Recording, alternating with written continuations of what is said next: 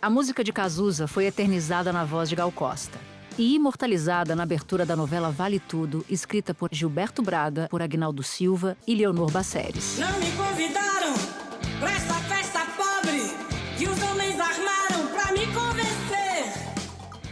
Originalmente exibida de 1988 a 1989, a trama, uma das mais importantes da história, estreou em um momento de profundas mudanças no Brasil. Um momento de transição democrática depois de mais de 20 anos de ditadura militar. Apagar sem ver toda essa droga que já vem malhada antes de eu nascer. E trouxe à tona questões sobre classes sociais, sobre ética, dinheiro, impunidade e vantagens a qualquer custo. Não me ofereceram nem um cigarro. Fiquei na porta estacionando os carros. Não me elegeram chefe de nada. O meu cartão de crédito... Que coisa mais esquisita. Não tá esquisito não, Raquel. Tá ótimo. É? Essa caixa tá cheia de dólar. Olha aqui. Só esse bolinho aqui deve ter 10 mil dólares. Olha só, Raquel. Esse povo não vai pra frente. Isso aqui não, as pessoas aqui não trabalham. A trama ganha agora uma nova versão no ar desde o último dia 31 de março.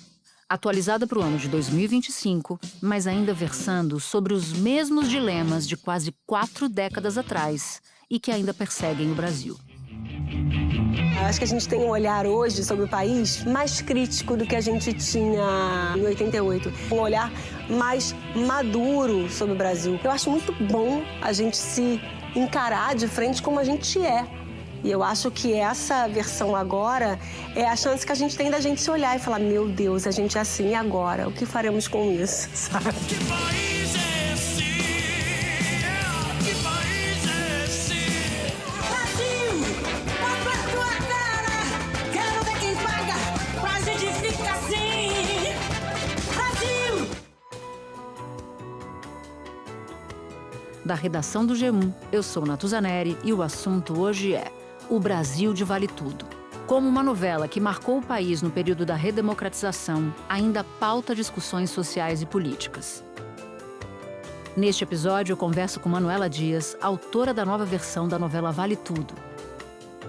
E com a historiadora Martina Spohr, professora e coordenadora do Laboratório de Estudos sobre Estado, Poder e Sociedade da Escola de Ciências Sociais CPDOC da FGV do Rio de Janeiro.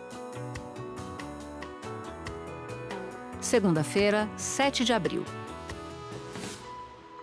Manuela Dias, você assumiu a missão de fazer o remake de uma novela que é um clássico, que continua na memória afetiva de muita gente, na minha, sobretudo. Como é que você tem feito esse equilíbrio de manter tradições do passado na novela e misturar com cenas e diálogos atuais? Como é que tem sido isso?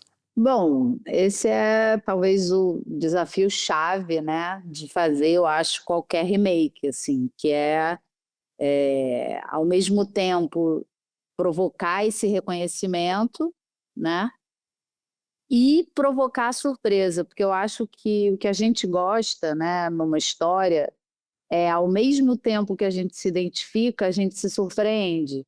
Isso em qualquer história, né? Inclusive nos remakes. Pode avisar que Odete Reutemann chegou.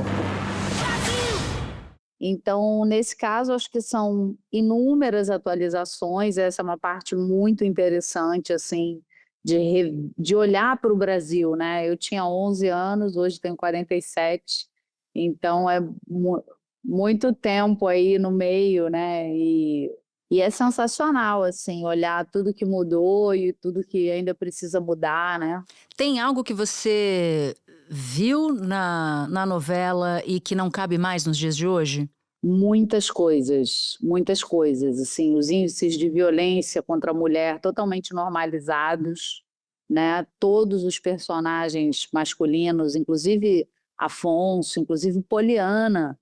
Poliana diz que vai dar na cara da Aldeide, que é a irmã dele. Então, assim, quem não bate, ameaça bater, né? Eu morro de vergonha, eu morro de medo de encontrar com um síndico no elevador. Pra quem fizer aquela feia, já mandei dizer pra falar comigo que eu que sou o homem! Homem? Homem! Só se for na rua pra tuas vagabundas! Olha, mulher. Porque aqui nessa casa tem homem! Aqui nessa cama, quem é que pode dizer que é homem? E isso era visto, assim, dentro de um contexto de muita normalidade, né?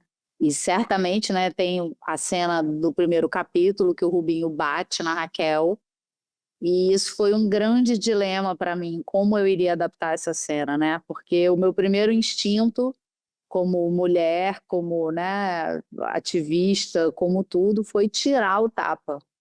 E aí teve um embate entre mim e mim mesma, porque a cena ficou fraca.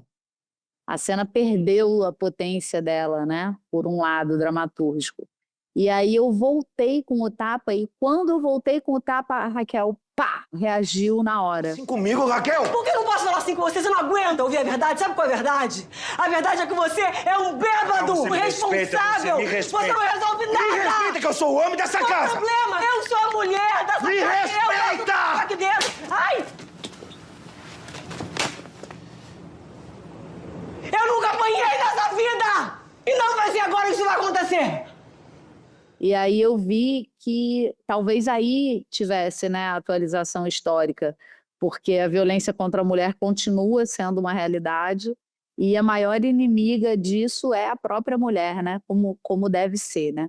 Em toda opressão, cabe ao oprimido resistir, né? E o Brasil de 2025 é muito diferente do Brasil de 1988, também por essa, mas por outras razões. Muitas. Isso deve ter sido... Ainda está sendo, né? Porque eu ainda estou escrevendo a novela. Então, assim, são atualizações tecnológicas, né? Toda a internet, celular, toda a relação com as redes, toda essa vida virtual, toda a relação com o alcoolismo. Então, também atualizações científicas, né? A nossa percepção, a medicina já comprovou que o alcoolismo é uma doença, então ele é tratado de outra forma. A minha mãe... Cuidado. A minha mãe é muito fina. Mas eu sei que no fundo ela gosta mesmo de uma boa baixaria. Imagina que na primeira versão de 88, a Heleninha é retirada de camisa de força de um bar, né? Nossa, me lembro dessa cena. É incrível, né? Como a gente lembra das cenas. E muitas outras coisas, né? A Raquel contrata crianças para venderem sanduíche e a gente via isso com muita normalidade, como se ela estivesse fazendo uma coisa ótima, sendo que o trabalho infantil não era tipificado ainda, né? Hoje em dia, você não pode contratar crianças para trabalhar, né? Para vender sanduíche. Essas crianças têm que estar na escola. Então, assim, são muitas adaptações, Natuza, muitas. Não, você tem que fazer um exercício de história comparada, né? Então tem aí um elemento de pesquisa que deve ser brutal também. Brutal. E tem uma coisa que eu estava pensando, assim, esperando para a gente entrar aqui, que eu penso muito na música, né? Brasil, que, claro, é icônica e que provocou, e não à toa, né? A gente não podia mudar a Gal e fez essa homenagem para ela no fim da abertura. Brasil, qual é o teu negócio? O nome do teu sócio, confia em mim. Porque eu acho que tem uma hora que ela fala assim, e as TVs nas tabas de um índio programadas para só dizer sim. E aí eu penso, nossa, como os indígenas estão totalmente relocados, né, hoje em dia. Se tem um lugar onde não se está dizendo sim, se tem um lugar de resistência, são os indígenas hoje em dia, né? Nas florestas, dando suas vidas para manter a floresta em pé. Então, assim, são revisões do mínimo detalhe da letra, que a gente, em algum momento, idealizou esse indígena passivo que diria sim, porque a televisão dele estaria ligada. E ao contrário, né, a tecnologia trouxe, né, democratizou esse debate. Então trouxe também os indígenas para a mesa e trouxe todo mundo para a mesa, e a atuação deles é fundamental hoje em dia, né? Então são muitos pontos assim. Agora, tem uma questão aí, que embora esses Brasis sejam Brasis muito distintos, o eixo central da novela está aí, né? Esse está completamente atualizado. eu penso muito na Maria de Fátima, que é essa menina de 20 e poucos anos, entrando no mercado de trabalho hoje, né? E ela vende a casa da mãe, uma coisa totalmente, assim, inaceitável do ponto de vista ético. A casa estava no meu nome. Mas eu falei pra minha mãe, vamos vender essa casa, vamos embora desse fim do mundo. Mas ela não quis. Tive que vender a casa sem ela saber. Mas a minha mãe tem um monte de amigo. E pobre adora se ajudar. E o apoio que ela está tendo nas redes e tudo, todo mundo é isso aí, a casa era sua, vai em busca do seu sonho. Ah, é? É incrível, assim, incrível. Um novo momento, assim, de rever muitas coisas, assim. E eu tô olhando para isso tudo com muita curiosidade, assim. Eu quero falar da vilã das vilãs. Odete Roitman. Essa Odete de agora, ela vem mais ou menos assim? O que ela traz de novo? Ela é uma pessoa que tem desprezo por qualquer pessoa que não esteja a serviço dela, né? Você reserva pra mim a suíte presidencial de um desses hotéis limpinhos aí, de preferência que não tenha um bando de mendigos na porta tentando agarrar a gente, né? E pede um desconto, eles dão. A pessoa desprivilegiada que está a serviço dela, existe espaço para essa pessoa no mundo dos ricos e muito ricos e super ricos, né? Nos bunkers multimilionários, certamente tem lá a sua ala de serviçais, né? Que eles idealizam que estarão no apocalipse servindo e mantendo a rotina deles de multimilionários funcionando. Então, assim, existe espaço, não é, para essas pessoas, contanto que elas cumpram as suas funções. Isso é a perversidade, né, da nossa concentração de renda, da nossa desigualdade, da nossa mentalidade aristocrática, escravista, machista, né? Então, a Odete está bem inserida nesse perfil de empresariado, elite, super ricos. Eu acho que a Odete Roitman continua bem atual, infelizmente. Né, uma mulher muito preconceituosa, que tem desprezo pelo próprio país, né, mas, no entanto, vem para cá para ganhar dinheiro e despreza o próprio país, não se compromete, né, com o país. E ela não chegou ainda na trama, ela chega daqui a quanto tempo? Olha, é tudo tão divino que a Odete chega no dia dos 60 anos da TV Globo. Mentira! Acredita? Que é dia 26 de abril? É um sábado. O dia do telefonema, que é o dia da primeira cena dela, que foi mantida, sim, claro, né? O que eu falo, se você vai adaptar o ET, você vai botar ele cruzando a lua, né? De bike, né? Você não vai tirar essa cena, né? Então, assim, é claro que tem cenas que eu vou manter, porque eu vi, porque eu sou fã. Eu não sou alguém que quer destruir a obra, eu sou alguém que quer recontar a obra, né? E eu acho que tem muitas pessoas que fizeram a primeira versão, o Aguinaldo, por exemplo, inclusive, que estão sendo super generosos com a gente, né? Assim, Vale Tudo foi escrita a partir de uma coisa, eu me lembro que era um comercial, todo brasileiro era esperto, tinha que se dar bem, né? E então surgiu, já nas nossas primeiras reuniões, o tema da novela, que era: vale a pena ser honesto no Brasil? porque, de fato, eu penso como autora, imagina se daqui a 20 anos, 30 anos, alguém decide refazer Amor de Mãe. Por que eu ficaria chateada com isso? Eu acharia o máximo. Me imagino que Assim, seja um objeto de grande honra, né? É uma obra sendo refeita, né? Isso é o ápice da homenagem e do elogio, enfim. Então, é muito legal ver, assim, realmente, assim, o Aguinaldo, a Renata, Sorrah, muita gente foi muito carinhoso, porque é claro que a gente... É uma missão, né? Sem dúvida nenhuma. E qual foi o seu maior desafio até aqui? Maior desafio? Cara, eu não sei se eu saberia te dizer, assim. Eu acho que o maior desafio vai ser matar o Odete Roitman. E sobre isso, já temos um potencial assassino ou assassina? Eu tenho um assassino, eu descobri ele por acaso, né? Mas eu ainda não sei, eu preciso continuar seguindo as pistas para ver se realmente a suspeita recai sobre o personagem correto.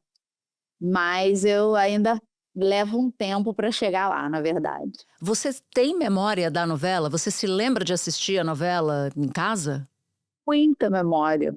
Quando o Zé Luiz Lamarim, me convidou, eu, obviamente, corri para casa, né? Aceitei, ainda naquele delírio de todo desafio, porque as pessoas falam, nossa, como você foi corajosa de aceitar. Eu acho que eu nem sabia, sabe? Às vezes eu acho que na vida tem um pouco isso, a gente quando escolhe, né, ou quando pega um caminho, a gente está escolhendo um pouco, mas um pouco a gente também não sabe, né? Eu nunca imaginei tudo que está acontecendo agora e essa mobilização maravilhosa das pessoas, enfim. Mas eu vim para casa correndo e comecei a ver a novela, são 204 capítulos, a versão original, e eu lembrava de muita coisa. Eu lembrava de Raquel vendendo sanduíche, que surpreendentemente na versão original só tem 3 cenas dela vendendo sanduíche. A Raquel rasgando o vestido de noiva, o tapa da Solange com aquela máxima, né? Você pode enganar muita gente por pouco tempo, ou pouca gente por muito tempo, mas não muita gente por muito tempo. E a banana, né? A banana que o Marco Aurélio dá para o Brasil. A clássica banana, exatamente. E a morte da Odete, no original, parece que o Gilberto e o Aguinaldo e a Leonor, eles tinham pensado em outra pessoa para matar, mas saiu no jornal. E aí eles, com ódio e querendo surpreender, porque televisão realmente é muito ágil tudo, né? Eles gravaram outro final. E aí foi a Leila, que realmente é surpreendente, né? Porque ela mata, inclusive, achando que era outra pessoa, né? Não é você que tá me descendo uma bala, não. Eu tô com mais raiva dela. É ela que eu tô querendo.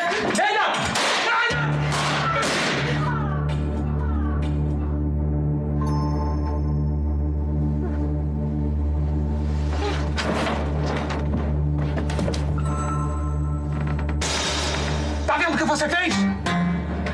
Tá vendo o que você fez? Eu me sinto assim muito privilegiada, claro, entre mil outros sentimentos, mas de poder estar tocando essa tecla, sabe, da nossa história e de repente, quem sabe, né, fazer uma outra música, né, com esses elementos. Claro que é a mesma música, mas é uma nova versão no sentido mais amplo do termo, né? Sem dúvida. Nesse seu esforço de fazer história comparada, que cara a população brasileira tem hoje, diferentemente do que tinha em 88? Olha, muita coisa mudou. Eu não sou historiadora, sou jornalista e dramaturga, mas tenho paixão, obsessão por história, por política, por economia. Então a gente tem que se ver, tem que se olhar e tem que entender que, gente, está todo mundo tentando. Assim, se tem uma coisa que o brasileiro faz é tentar o tempo inteiro, sabe? Uma coisa que mudou muito é que, assim, a Raquel, que vendia sanduíche em 88, era uma desempregada fazendo um bico. Hoje ela é uma empreendedora. Isso é um movimento ético em torno de uma classe. Isso é uma relocação ética, estética, de valores, de autoestima. Entendeu? Enquanto a elite chamava eles de desempregados, eles se relocaram. E isso é genial, isso é brilhante, sabe? Eles estão certos. Assim, é claro que é uma perversidade. É claro que eu sou pró-leis trabalhistas, entendeu? Porque o mercado não é brincadeira e vai achatar e vai sufocar as pessoas. Mas existe uma sofisticação no capitalismo tão fantástica que essas pessoas excluídas inventaram um novo momento. E é tudo muito perverso ao mesmo tempo. O que eu quero dizer é que as pessoas têm que sobreviver. E sobreviver, a gente não precisa só de comida e roupa e casa para sobreviver. A gente precisa de autoestima, a gente precisa de identidade, a gente precisa de relações, a gente precisa de acolhimento social. E assim, tudo e toda a solução para esses problemas tão essenciais e diários das pessoas, abandonadas por um sistema que se organiza diariamente para abandoná-las cada vez mais, todo movimento de sobrevivência é válido. Bom, Manuela Dias, eu queria dizer que você me fez voltar a ver novela, o que eu não fazia há um tempo por motivos de trabalho demais, mas desta vez eu não pude fugir. Então, tô ligada em você todos os dias. Muito obrigada por ter topado conversar com a gente. Natuza. O meu lema agora é vale tudo para relaxar. É isso. É tipo, tá cansada? Vale ver um pouquinho de novela, vale tudo. É tão bom você dar aquela relax do seu dia. É um convite Isso para todo mesmo. mundo. Novela feita com muito carinho. E tomara que vocês gostem. Falei pra caramba, fiquei meio doida aqui, porque você pegou em pontos muito nevrálgicos para mim. Espero A que não ideia tenha era sido um essa. caos. Não, não foi. Um beijo enorme, parabéns pelo trabalho. Obrigada por ter achado um tempinho para conversar aqui com o assunto. Imagina, até mais. Espera um pouquinho que eu já volto para falar com Martina Spor.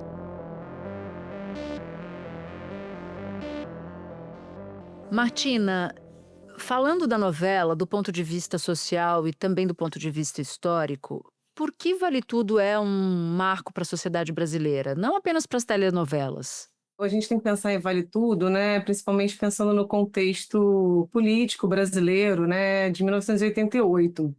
A novela estreia em maio de 88, no momento onde a gente está em processo de construção da Constituição de 88, através da Assembleia Nacional Constituinte, né?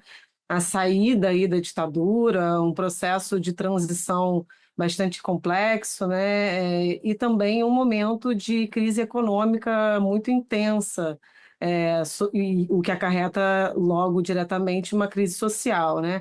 O ano de 1988, ele é muito importante para a nossa história. Depois dos anos de ditadura, depois da morte do Tancredo, a população vê na Constituinte a esperança de dias melhores, de mais direitos, de outras formas de enxergar o Brasil. Era uma inflação muito grande, muito desemprego, muita fome, muita miséria. Foi uma fase muito difícil, mas também de muita esperança, porque a Constituição Cidadã, em 88, e a esperança das eleições de 89 davam uma sensação de que as coisas seriam melhores, seriam diferentes. A novela Vale Tudo, ela vai, em 88, trazer, né, muitos elementos importantes em relação a essas duas questões, né?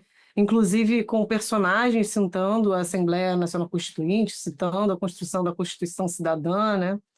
E ela vai ter um marco de... a censura que vinha acontecendo anteriormente, ela cai durante a novela, né, durante 1988. Então a gente ainda está realmente num momento de transição, de construção, de reconstrução da democracia brasileira. A censura acabou durante a novela. Os textos iam para Brasília e voltavam com trechos inteiros riscados assim, e aquilo era definitivo. Não podia, né?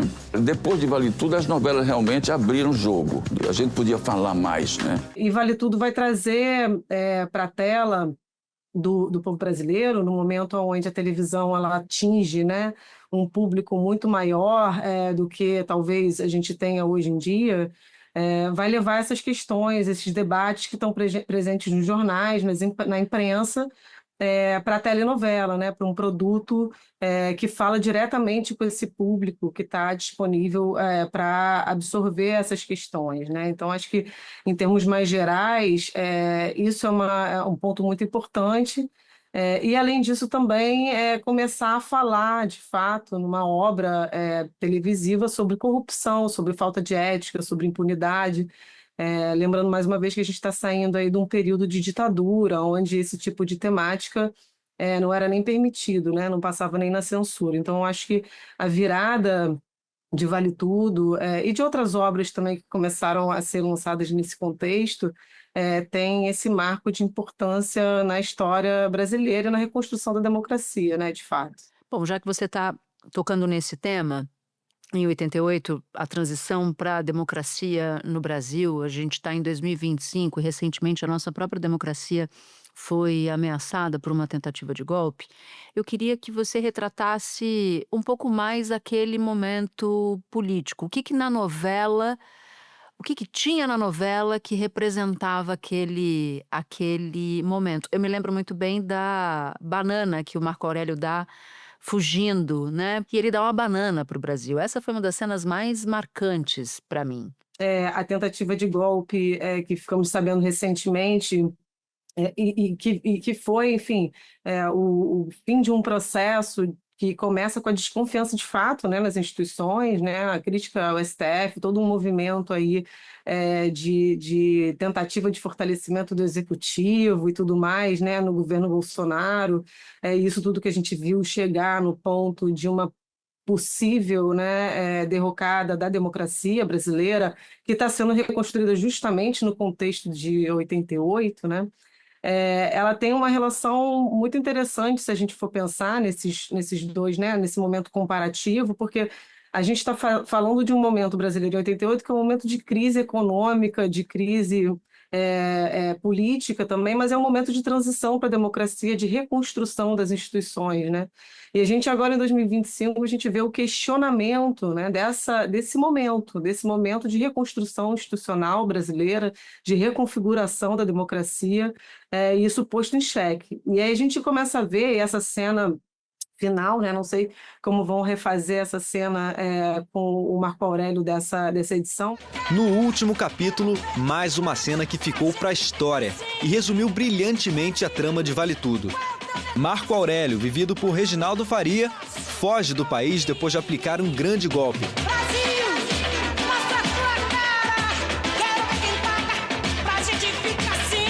E como forma de deboche, dá uma banana para o Brasil, ressaltando a garantia de impunidade, principalmente para os ricos e poderosos. Essa cena final, ela mostra muito, de maneira muito pontual dentro da novela, né, a questão da impunidade no Brasil, né? E também, não só essa cena, mas acho que várias outras questões que aparecem na novela, como a própria personagem da Odete Roitman, né, que mora no exterior e explora, enfim, de certa forma, as riquezas brasileiras, os trabalhadores brasileiros, enfim, sem se importar com isso, né, com um discurso contra, né, os pobres, etc., um discurso bem racista, né, que era também uma marca importante. 88, a Constituição de 88 também é um momento onde o racismo se torna crime, né? Então, acho que isso também aparece na novela de alguma forma. Eu acho que tem essas configurações, né? E uma outra questão importante que eu acho que a novela traz mostrar para o Brasil, para o brasileiro, né?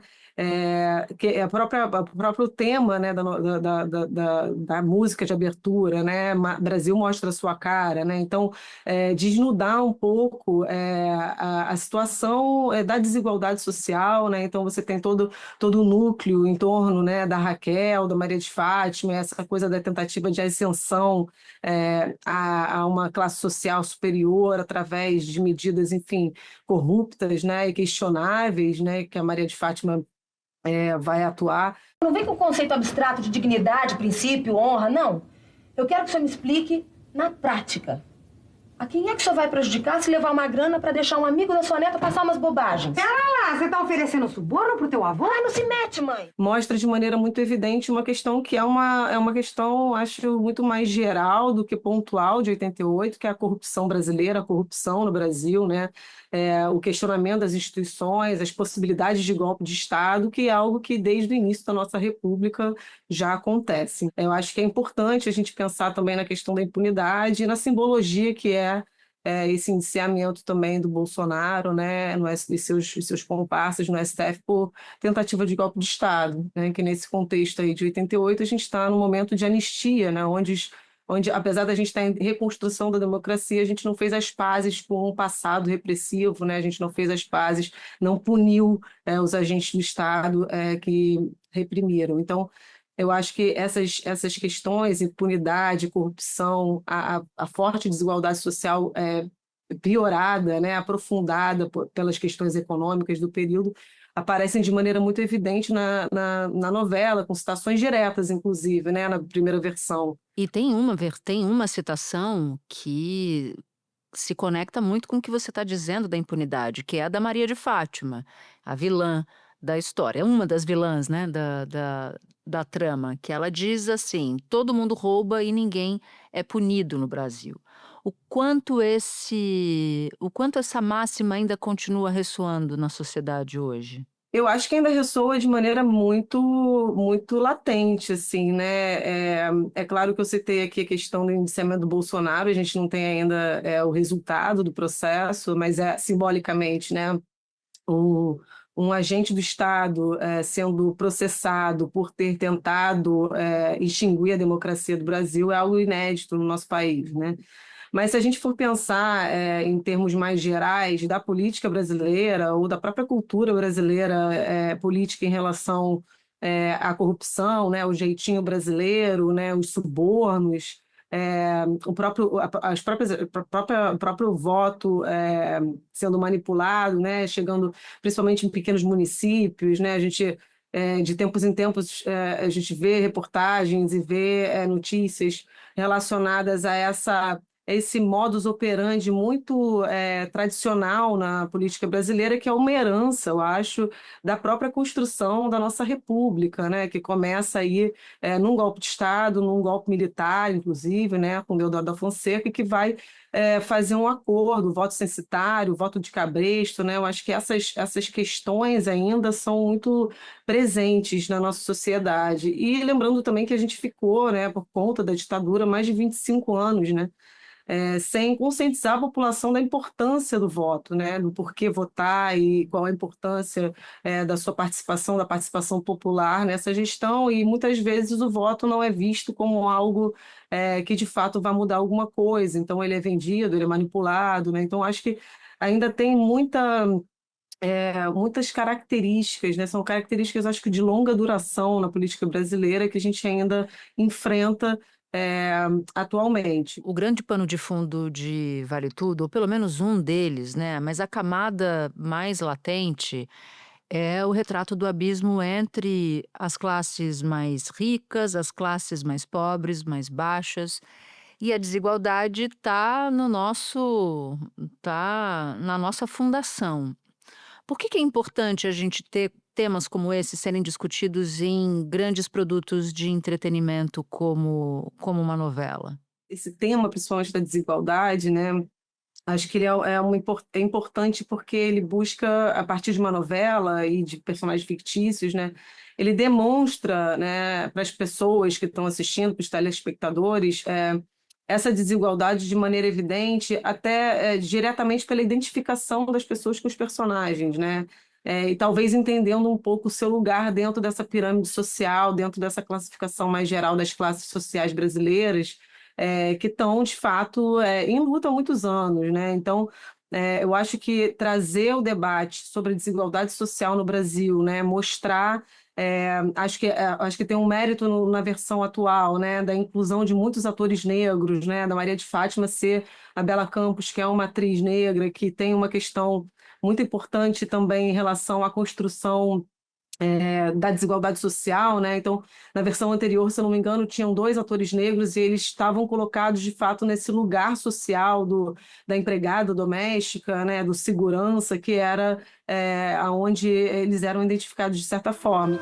A experiência de uma mulher negra no Brasil e no mundo, ela é muito diferente da experiência de uma mulher branca no Brasil e no mundo. Os textos são iguais, mas eu acho que a forma de encarar o mundo é diferente, a forma de existência é diferente. E isso dá outras possibilidades para o personagem. Dá mais conflito, dá mais tudo, dá mais colorido. E mostrando como essa classe mais desfavorecida tem que se virar, de certa forma, para poder ter sua mínima subsistência, né? E isso ainda é muito, talvez seja até mais cruel nos dias de hoje, né? A gente vê a informalidade cada vez maior do trabalho, né? Toda uma questão relacionada à exploração do trabalho sem nenhum direito social, né? Que foi, enfim, uma luta muito grande dos trabalhadores durante muitos anos. E esse abismo, né, social cada vez aumentando mais. Martina, muito obrigada por ter topado conversar com a gente. Portas abertas aqui. Nada, imagina, eu que agradeço. Este foi o Assunto, podcast diário disponível no G1, no YouTube ou na sua plataforma de áudio preferida. Comigo na equipe do Assunto estão Mônica Mariotti, Amanda Polato, Sara Rezende, Luiz Felipe Silva, Tiago Kazuroski e Gabriel de Campos. Eu sou Natuzaneri e fico por aqui. Até o próximo assunto.